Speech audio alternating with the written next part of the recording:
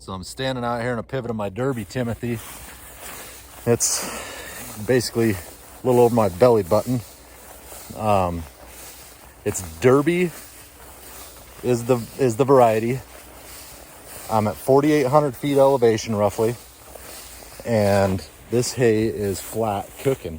It looks like it's got more heads than what it really does. It's probably about 30 to 40% headed out. I like to have it a little closer to 70 to 80% headed out before we cut it. I don't like to let it get rank, but we took 3 ton of the acre off this first cutting, over 3 ton of the acre on this pivot. We are first week of August, and we're probably a week to 2 weeks out from cutting this again. We just finished fertilizing our last little deal of fertilizer, but it's basically ready to rock and roll again. And I would say it's gonna be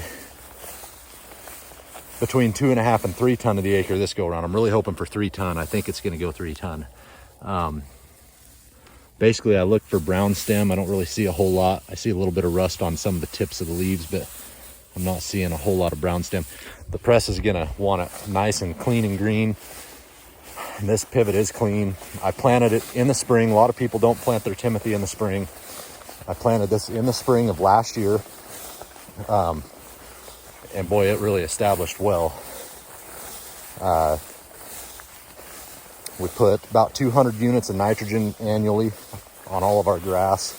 We put a pile on, but we want it to produce.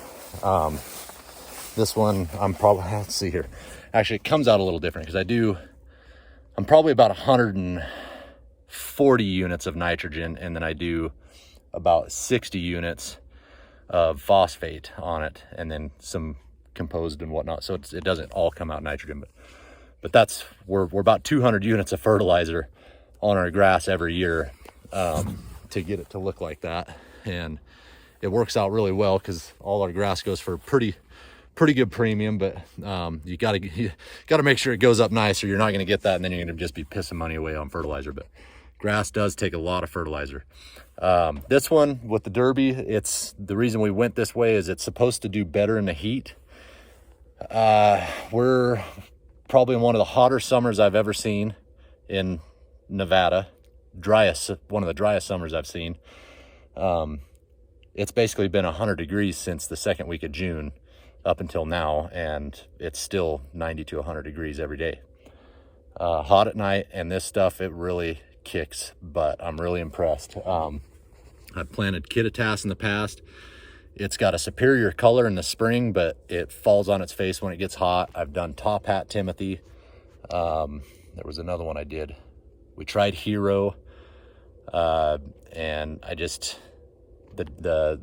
what is there? There's Claire. Claire's a real old variety, but it falls on its face in the heat. It's all those ones that I just mentioned are basically a one cut when you're this hot, and the second cutting is not going to look very good because it just gets too hot. This one is kicking butt, and they got another one called not Climax, Conquest, that is supposed to be just as good or better in the heat than this. And I'm kind of interested. I may put a pivot in next spring, I'm not sure, of Conquest and see how it does, because this one's done really well. We'll know, numbers will show in the stack, but this may outproduce my orchard grass in 2 cuttings of Timothy versus 3 cuttings of orchard grass. I don't know. This is really kicking butt. I'm really impressed.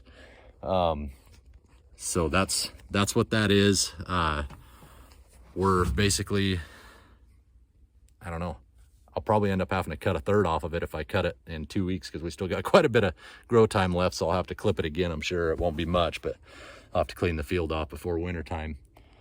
But yeah, it's pretty nice hay. I'm pretty impressed with it. So those of you that are looking to do Timothy, I would recommend Derby or that Climax. I haven't tried it, but it's by the same company, and they are not Climax, excuse me, Conquest. It's by the same company, and they claim it might be even a little more heat tolerant than this, but this is very heat tolerant because it's been a hot summer. So this is going to make some really nice horse hay. I'm pretty impressed. And the rust in the second cutting, it's easy to keep the rust out of the first, but the rust always comes in on your second cutting in Timothy, it seems like. But I've seen very little of rust in this, so makes me wish I had a 3-string baler. But we get a pretty good price on big bales for it, so not too upset with that. But that's what that Derby Timothy looks like in the heat of the summer, and it's been hot.